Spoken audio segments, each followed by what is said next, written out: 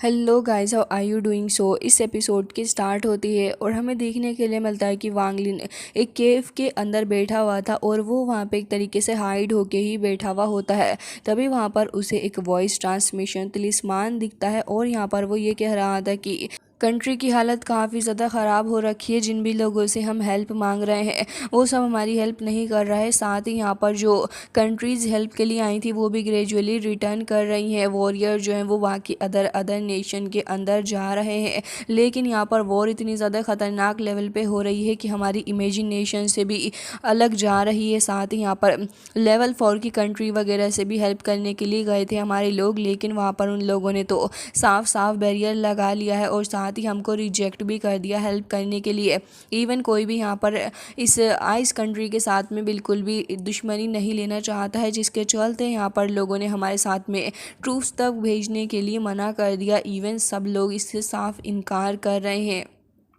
सिर्फ वही लोग हमारे साथ मौजूद हैं इस फाइट के अंदर जो कि बहुत ही ज़्यादा लंबे वक्त से हमारे साथ रिलेशन में रहे हैं। और यहाँ पर जो सुपीरियर्स हैं उन्होंने पहले ही एक ऑर्डर को इशू कर दिया है कि यहाँ पर ये जो इस वॉर के अंदर उनको बिल्कुल भी किसी भी तरीके से इन्वॉल्व ना किया जाए। और बहुत ही ज़्यादा हैवी स्नोफॉल होने की वजह से सबकी हालत काफ़ी ज़्यादा ख़राब है और समझ नहीं आ रहा है कि आखिर क्या करा जाए। साथ ही इस बैटल के अंदर युआनडोंग जो है वो भी बहुत ही बुरे तरीके से कदम को पीछे हटा रहे हैं। इवन जितने भी लोग हैं ज़्यादातर वो सारे के सारे अपने कदमों को पीछे हटा रहे हैं। इस स्नो कंट्री के साथ में कौन भी बिल्कुल भी परेशानी मोल नहीं लेना चाह रहा। साथ ही एक वुमेन है जिसके बारे में हमें यहाँ पर बताया जाता है। असल में ये जो वुमेन है इसका नाम शुए युए है और ये एक जीनियस है जिसको यहाँ पर होंग दाई के नाम से भी कहा जाता है कि काफ़ी ज़्यादा ख़तरनाक लेवल की बंदी है। इसके पास में ख़तरनाक लेवल के 5 एलिमेंट्स हैं जो कि बिल्कुल ही ख़ास तरीके से जिन्हें ये कंट्रोल कर सकती है। इवन ये इसकी बॉर्न होने के बाद की एबिलिटी है।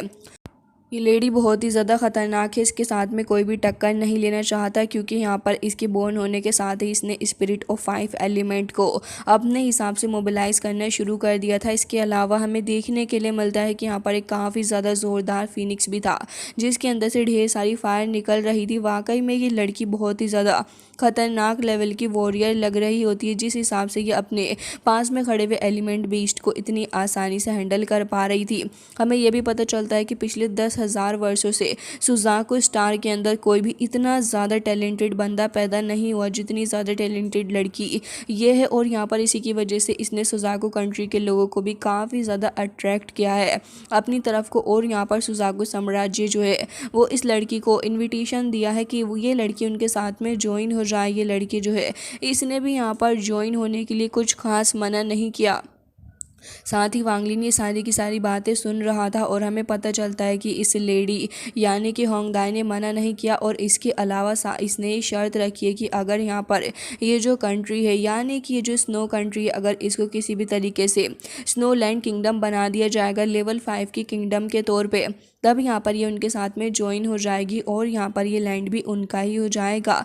जिसके साथ ही हमें देखने के लिए मिलता है कि यहाँ पर उसने 4 फ्रैक्शन अलाइंस को चूज़ किया और इसी के चलते वो यहाँ पर इनके ऊपर अटैक करने पे उतारू हो गई है। साथ ही हमें देखने के लिए मिलता है कि 4 फ्रैक्शन अलाइंस की हालत तो अब बहुत ही ख़राब थी और हमें वो ट्रीज़र भी दिखाया जाता है जिस ट्रीज़र के चक्कर में वांगलिन इस इतनी ज़्यादा डेंजरस सिचुएशन को छोड़ के नहीं गया है, क्योंकि वांगलिन को भी तो ये ट्रीज़र चाहिए। जहाँ पर अच्छा ट्रीज़र होगा वांगलिन तो उसे हासिल करने के लिए कुछ ना कुछ जुगाड़ लगाएगा ही। तभी यहाँ पर वांगलिन इस सारी चीज़ों को समझ जाता है और अब यहाँ पर अपने उसी फोरबिडन फ्लैग को भी निकाल के उस फ्लैग को देखने लगा था। और वांगलिन कह रहा होता है कि ये बहुत ही ज़्यादा ख़तरनाक लेवल पे फाइटिंग चल रही है और ये भी कह रहा होता है कि इसको जीतने का सिर्फ एकमात्र चांस हो सकता है। जिसके बाद हमें देखने के लिए मिलता है कि कुछ वक्त बाद वक्त ऐसे ही गुजर गया था जहाँ पर ढेर सारे जो कल्टीवेटर्स थे वो यहाँ पर इस 4 अलायंस के अंदर इधर उधर काफ़ी तेज़ी के साथ में भागते हुए जा रहे थे और यहाँ पर ये कह रहे थे कि बहुत ही ख़तरनाक तरीके से अब यहाँ पर फाइट होने वाली है। और यहाँ पर एक कल्टीवेटर तुरंत ही एक ग्रीन टाइप की बेल लेके आता है और यहाँ पर सारे ही लोगों ने बैरियर शील्ड बनाना शुरू कर दिया था अपने लोगों को प्रोटेक्ट करने के लिए। तभी एक डिसेबल आ जाता है इस बंदे बंदे के पास में और कह रहा था कि लॉर्ड, हमने यहाँ पर सब कुछ पहले से ही कर दिया है सेटल, और अब लग रहा है कि वक्त किसी भी समय आ सकता है वॉर का। जिसके साथ ही यहाँ पर वांग लिन भी यही समझ गया था कि अब वक्त हो रहा है, और अब धीरे धीरे करके स्काई के अंदर क्रैक्स पड़ने लग गए थे। और जैसे ही क्रैक्स पड़ते हैं तो हमें देखने के लिए मिलता है कि यहाँ पर इसके अंदर से ढेर सारे कल्टिवेटर्स निकल के काफ़ी तेज़ी के साथ इन लोगों की तरफ को बढ़ रहे थे। तो अब दूसरी साइड यहाँ पर 4 अलायंस के लोग भी फाइट करने के लिए रेडी थे। साथ ही हमें वो लेडी भी दिखाई जाती है जिसका नाम होंग दाई था, और वो यहाँ पर तुरंत ही आकर अपीयर होती है। जिसके साथ ही हमें ये भी पता चलता है कि लेडी जैसे ही आ गई थी तो इसका जो डोमेन होता है वो बहुत ही ज़्यादा खतरनाक था, जिसे देखने के बाद ये बंदा काफ़ी ज़्यादा हैरान हो गया था और कह रहा होता है कि मुझे नहीं पता था कि इस ट्रीज़र यूजिंग के लिए आप यहाँ तक आ जाओगे, और अगर आपको ये ट्रीज़र ही चाहिए तो मैं आपसे इसके लिए बिल्कुल भी मना नहीं करूँगा। आप इस ट्रीज़र को रख लें, लेकिन दोनों ही तरफ के लोगों के बारे में ज़रा सोचें कि हम इन लोगों की जान के चक्कर में सब कुछ रोक सकते हैं, इस वॉर को ख़त्म कर सकते हैं। लेकिन उसके साइड के लोग इतने ज़्यादा आक्रामक हो गए थे कि कह रहे होते हैं कि हमें तो वॉर चाहिए, हम लोगों को ख़त्म कर देंगे। तभी वो लेडी कह रही होती है कि बिल्कुल, देखा तुमने हमारे लोग क्या चाहते हैं।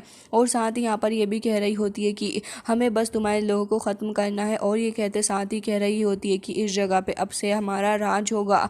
और ये कहते साथ ही तुरंत ही कह रही होती है कि अब से ब्लड डोमेन कंट्री रहेगी, और उसके सारे ही जो लोग थे अब वो अपने अपने हथियार को फेंक देते हैं दूसरी तरफ के लोगों के ऊपर। जाओ को देखते हैं जो कि यहाँ पर तुरंत ही अपनी पैर से हिट करता है, जिसके बाद काफ़ी सारी स्पिरिचुअल एनर्जी रिलीज़ होती है। और अब यहाँ पर उसने एक सील बना ली थी अपने सारे ही फेलो कल्टीवेटर्स को बचाने के लिए, जिसके बाद हमें देखने के लिए मिलता है कि यहाँ पर वो सारे फेलो कल्टीवेटर्स यहाँ पर फाइट करने के लिए रेडी हो गए थे। लेकिन इस लेडी के साइड के जो कल्टीवेटर्स होते हैं वो वाकई में काफ़ी ज़्यादा ख़तरनाक नज़र आ रहे थे। इवन यहाँ पर स्नो की वजह से स्नो एलिफेंट भी आ चुके होते हैं जिनके पास में स्पीयर थे, और वो आगे बढ़ रहे होते हैं। तभी यहाँ पर वांग लिन सोचने लग जाता है कि इसी वजह से ये लोग इतने वक्त से यहाँ पर स्नो की बरसात कर रहे थे, जिसकी वजह से यहाँ पर अभी स्नो टाइप के कुछ बीस्ट वगैरह को भी समन कर सकते हैं। इससे इनका कितना ज़्यादा फ़ायदा हुआ। तभी जाओ ये कहने लग जाता है कि हम भी तुम्हें दिखा देंगे कि आखिर हम हैं कौन, और हमारी भी फैमिली है जिसे हम कभी भी अपार्ट होने नहीं देंगे। और आज फाइट हो ही जाए लाइफ और डेथ के लिए। और अब यहाँ पर सारे कल्टीवेटर्स आपस में फ़ाइट कर रहे थे, लेकिन तभी वहाँ पर कुछ एलिफेंट आके उनके ऊपर अटैक करने लग जाते हैं। लेकिन फॉर्चुनेटली एक बंदा वहाँ पर आ गया था जो कि तुरंत ही अपनी पावर का इस्तेमाल करता और अपनी एनर्जी अटैक से तुरंत ही इन सारी फेलो कल्टीवेटर्स को बचा लेता है। हालांकि इसके बाद हमें 2 और कल्टीवेटर्स देखने के लिए मिलता है जो कि तुरंत ही वहाँ पर आ गए थे, क्योंकि यहाँ पर सीन जो था वो काफ़ी ज़्यादा ख़तरनाक हो रखा था। ऑल्सो यहाँ पर ये जो लेडी होती है अब यहाँ पर जैसे इन सीनियर कल्टीवेटर्स को देखती है तब वो यहाँ पर तुरंत ही अपनी पावर का इस्तेमाल करने लगी थी, और इस बार जाके वो अपने 5 एलिमेंट का इस्तेमाल करती है, जिससे कि यहाँ पर 5 एलिमेंट स्पिरिट्स आ गई थी जो इसे वो तुरंत ही आगे बढ़ा देती है। और यहाँ पर फायर फिनिक्स आगे बढ़ रहा था, वाइट टाइगर भी आगे बढ़ रहा था, और अब यहाँ पर काफ़ी ज़ोर से वो रोर करता है, जिससे कि इन लोगों ने ये जो शील्ड बनाई है उसको तोड़ पाए और काफ़ी आसानी के साथ में यहाँ पर अंदर एंटर कर सके। लेकिन तभी हम उस बंदे को देखते हैं जो कि ये कहने लगा था कि ऐसा लग रहा है कि आज तो तुम्हें अच्छा सबक सिखाना होगा। और तुरंत ही वो आगे बढ़ता है इन स्पिरिट को अपने टोर्नेडो के अंदर कैद करने की कोशिश कर रहा था। लेकिन ये जो स्पिरिट होती हैं अभी कुछ कम नहीं थी, अपनी पूरी पावर का इस्तेमाल लगा रही होती हैं उसके टोर्नेडो से बाहर निकलने के लिए। लेकिन ये लेडी भी अपनी पावर का इस्तेमाल करने लग जाती है, और उसके बाद हमें पता चलता है कि जो लेडी है अपनी एनर्जी अटैक्स भी इन लोगों की तरफ को थ्रो करती है। हालांकि वो जो बीस्ट वगैरह स्पिरिट वगैरह थी वो आगे बढ़ती हैं, और अब यहाँ पर इन सभी लोगों के ऊपर अटैक करने वाली थी। वो फीनिक्स जो था वो तो इतना ज़्यादा स्ट्रॉन्ग होता है कि काफ़ी ज़्यादा फायर को रिलीज़ करते हुए तुरंत ही शील्ड से जाकर टकरा जाता है, और अब इस शील्ड को वो धीरे धीरे करके क्रैक भी डालने लगा था। लेकिन तभी जाओ यहाँ पर अपनी पावर का इस्तेमाल एक बार फिर से करता है और उस क्रैक को भर देता है, जिससे कि वो फीनिक्स वहाँ से भाग गया था।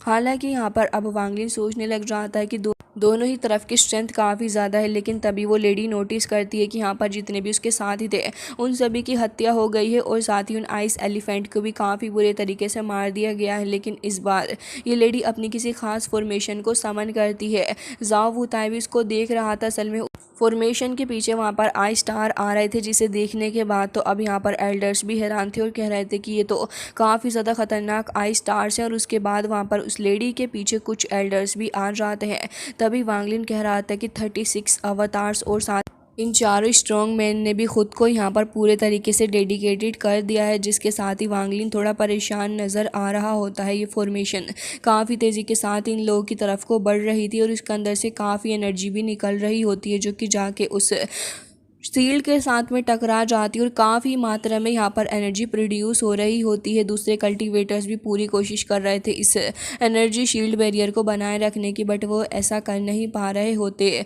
और बुरे तरीके से उसमें नाकामयाब थे। एल्डर्स भी पूरी कोशिश कर रहे थे, लेकिन तभी वहाँ पर एक ओल्ड मैन होते हैं जो कि एक एल्डर ही थे, लेकिन उनके मुँह से भी ब्लड आ गया था। इवन जाओ होता है, वो तो अपनी पूरी कोशिश करने के बावजूद भी पीछे को हटके रह जाता है। जिसके साथ ही हमें देखने के लिए मिलता है कि यहाँ पर लॉर्ड जियून जो कि ब्लैक सोल सेक्ट से था, वो भी यहाँ पर अपीयर होता है और अब वो काफ़ी ज़्यादा गुस्से में भी नज़र आ रहा था और कह रहा होता है कि डियर रेड बटरफ्लाई, मुझे पता है कि आप यहाँ पर स्नो कंट्री से आई हैं हमारे ऊपर अटैक करने के लिए। और जैसे ही वो लेडी यहाँ पर देखती है कि मिस्टर लॉर्ड जू यून यहाँ पर मौजूद है, तो वो तुरंत ही एक अजीब से फ़ैन को समन कर लेती है। हालांकि यहाँ पर वो ये कहने लगा था कि वैसे मैं यहाँ पर ये जो 4 सेक्ट अलाइंस है इनके अंदर का 9 लेट स्टेज ऑफ गॉड हूँ, तो उम्मीद करता हूँ कि आप मेरे बारे में समझ ही गई होगी। और वो एक तरीके से उसे धमकाने की भी कोशिश कर रहा था। पास्ट का सीन हमें दिखाया जाता है जहाँ पर इस सेक्ट का लीडर मौजूद था और बाकी के सारे लीडर्स भी यहाँ मौजूद होते हैं। सभी एक दूसरे से बातें कर रहे थे और कह रहे होते हैं कि खैर जो कुछ भी हो, हमें अपनी लाइफ स्पैन को बचा के रखना होगा आगे फाइट करने के लिए। तभी यहाँ पर सबसे बड़े लीडर सामने आते हैं और कह रहे थे कि क्या करोगे अब तुम ये सब कुछ बचा के, मेरी लाइफ मेरा क्लैन सब कुछ तबाह हो गया है, अब अपनी लाइफ स्पैन को भी रखने का क्या ही फ़ायदा। वैसे यहाँ पर ये जो बैटल हो रहा है इसका जो मेन पॉइंट है ये सारा का सारा रिलाई करता है इस रेड बटरफ्लाई के ऊपर। तो अगर हम किसी भी तरीके से इसको ख़त्म कर दें तो यहाँ पर ये जो सुजाकू के लोग हैं वो यहाँ पर ऑलरेडी अपना मेजर सपोर्ट खो डालेंगे और अगर इसके बाद भी हम लोग नहीं जीत पाए तो यहाँ से जाएंगे। तभी यहाँ पर एल्डर सामने आते हैं और कह रहे थे कि अगर ऐसी बात है तो फिर ठीक है, हम सारे लोग उसको मारने की जिम्मेदारी अपने ऊपर लेते हैं, भले ही जो कुछ क्यों ना हो जाए। और कह रहे थे कि हमें पता है कि उसको रोकना काफ़ी ज़्यादा मुश्किल है, बट ये करना होगा। तभी लॉर्ड जूयून भी आगे आ गया था और कह रहा होता है कि इस रेड बटरफ्लाई को तो ख़त्म करना ही होगा, भले ही इसके लिए हमें कितनी भी कीमत क्यों ना चुकानी पड़ जाए। जिसके साथ ही अब वो यहाँ पर इस लेडी के सामने खड़ा हुआ होता है और सारे के सारे मिल के अब अपनी पावर को एक साथ इकट्ठे होकर फॉर्म करने लगे थे। और हमें देखने के लिए मिलता है कि सभी अपनी अपनी एनर्जी को काफ़ी ज़्यादा तेज़ी के साथ फॉर्म कर रहे होते हैं। तभी ये लेडी समझ जाती है कि यहाँ पर ये सारे के सारे अपनी सारी एनर्जी एक साथ फॉर्म करेंगे और फिर उसके बाद ये हमला करेंगे, जो कि काफ़ी ज़्यादा बैड न्यूज़ होने वाली थी, जिसको रोकने के चक्कर में वो अपने उसी फ़ैन का इस्तेमाल करती है, जिससे कि एक स्पिरिचुअल हैंड वहाँ आ गया था। सबसे पहले तो वो उस शील्ड को ही तबाह करने की कोशिश करती है, क्योंकि शील्ड रहेगी तो इन लोगों को ज़्यादा प्रोटेक्शन मिलेगी। हालांकि सारे ही एल्डर्स की हालत ख़राब हो गई थी, आधे से ज़्यादा के मुंह से तो ब्लड भी आ रहा होता है, लेकिन वो कह रही होती है कि मैं तुम्हें एक शेयर्ड अटैक करने के लिए नहीं दूंगी। हालांकि तभी लॉर्ड जूयून कह रहा होता है कि हम देखते हैं कि आखिर तुम क्या करती हो, और तुरंत ही एक एरो एंड बाव को समन कर लेता है। वो एक होली एरो और साथ ही बाव था और कह रहा होता है कि तुम्हें यहाँ पर मरना ही होगा। और काफ़ी ज़्यादा खतरनाक लेवल पे वो काफ़ी एनर्जी को प्रोड्यूस करते हुए एरो को शूट कर देता है, जिसके साथ यहाँ पर एक काफ़ी ज़्यादा खतरनाक तरीके का एंशिएंट ड्रैगन भी आगे बढ़ रहा था। वो लेडी एक बार फिर से उसी फैन के एक फेदर का इस्तेमाल करती है, लेकिन इस ड्रैगन को कुछ नहीं होता और धीरे धीरे करके वो काफ़ी सारे फेदर्स का इस्तेमाल करती है। अल्टीमेटली उसने सारी फेदर्स का इस्तेमाल कर लिया था और अब वो फ़ैन वहीं पे ख़त्म हो जाता है।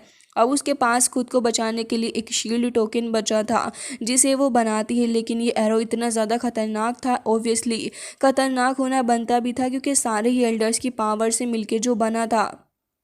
तो वो उस टोकन शील्ड को भी तोड़ देता है और उसके बाद यहाँ पर इस लेडी के पूरी बॉडी से आर पार हो गया था, जिसके बाद इमेंस अमाउंट में यहाँ पर ऑरा रिलीज होने लग जाता है। जिसके बाद उसके कुछ और साथी देखते हैं कि यहाँ पर जो इनको लीड कर रही थी यानी कि रेड बटरफ्लाई, उसकी तो हत्या हो गई है और यहाँ पर सभी हैरान थे।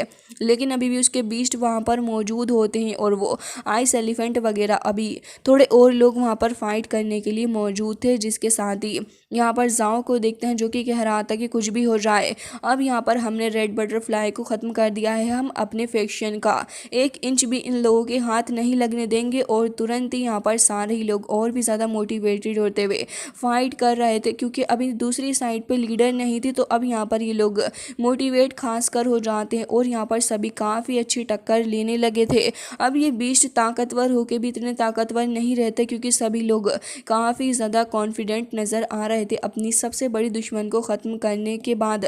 हालांकि तभी हमें देखने के लिए मिलता है कि यहाँ पर जाओ होता है गार्डियन ब्लू ड्रैगन को समन करता है, जो कि काफ़ी ज़्यादा खतरनाक नज़र आ रहा था। और वांगलिन भी इस चीज़ को नोटिस करता है और कह रहा था कि बिल्कुल इन लोगों के पास में ब्लू ड्रैगन है, जो कि इस कंट्री को प्रोटेक्ट करता है और अब ये लोग उसका सहारा ले रहे हैं। ये 4 फ्रैक्शन अलायंस को कंप्लीट करेगा। मुझे नहीं पता था कि इन लोगों का स्टेटस इतना ज़्यादा हाई होगा। साथ ही जाओ कह रहा होता है कि रेड बटरफ्लाई की डेथ से अब हमें और भी ज़्यादा फ़ायदा मिला है, तो अब सारे के सारे आगे जाएंगे और इन टाइगर और बाकी सारे बीस्ट को बिल्कुल भी यहाँ से जाने न देना। अब यहाँ पर सारे के सारे मिलके इकट्ठे होके इस टाइगर बीस्ट के ऊपर हमला कर रहे थे, जिससे वो चिल्ला रहा था। एल्डर तो लगातार एक के बाद एक ट्रीजर का इस्तेमाल कर रहे थे, वो एक बेल का इस्तेमाल भी करते हैं, जिसके बाद उस टाइगर को कैद कर लेते हैं। अब स्नेक भी वहाँ पर मौजूद था, जो कि भाग रहा होता है, बट यहाँ पर ये फिनिक्स को भी घायल करते हैं और उस स्नेक को भी घायल करते हैं।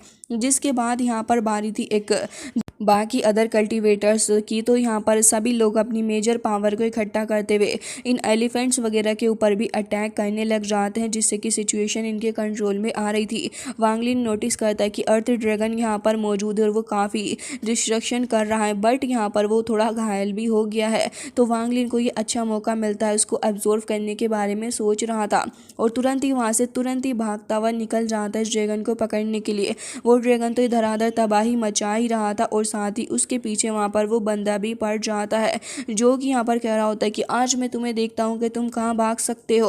और यहाँ पर ये जो अर्थ ड्रैगन था वहाँ पर चिल्लाते हुए भाग रहा होता है, क्योंकि उसकी बैंड बजी हुई थी। वांगलिन ने यहाँ पर तुरंत ही वो इनविजिबल हेड पहन ली होती है, जो कि युन क्वेजी ने उसे दी थी ताकि कोई इसको पहचान नहीं पाए। वांगलिन तुरंत ही ऊपर की तरफ को निकल के आ जाता है केव से और अब यहाँ पर उसने एक हिडन ट्रैप को बिछा दिया था, जिसके अंदर वो ड्रैगन को ट्रैप कर सकता था। ड्रैगन भी काफ़ी तेज़ी के साथ भागता हुआ आ रहा था। अल्टीमेटली वो ट्रैप के अंदर ट्रैप होके रह जाता है और यहाँ पर काफ़ी चिल्ला रहा होता है।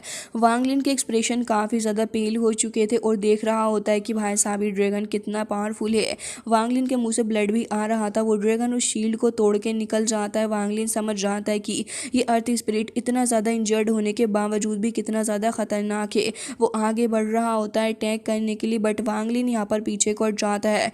तभी उस बंदे को देखते हैं, जो कि पीछे से आके तुरंत ही अटैक कर देता है ड्रैगन के ऊपर और वो यहाँ पर ट्रैप करके उसको अपने पास में रखना ही चाह रहा था। ऑलमोस्ट उसने फॉर्मेशन बना ली थी और अब ड्रैगन को अपनी तरफ को ही खींच रहा होता है, लेकिन वांगलिन यहाँ पर तुरंत ही अपनी गोल्डन बीड का इस्तेमाल करते हुए उस ड्रैगन को अपनी तरफ काफ़ी तेज़ी के साथ खींच के उसे उस गोल्डन बीड के अंदर समा लेता है।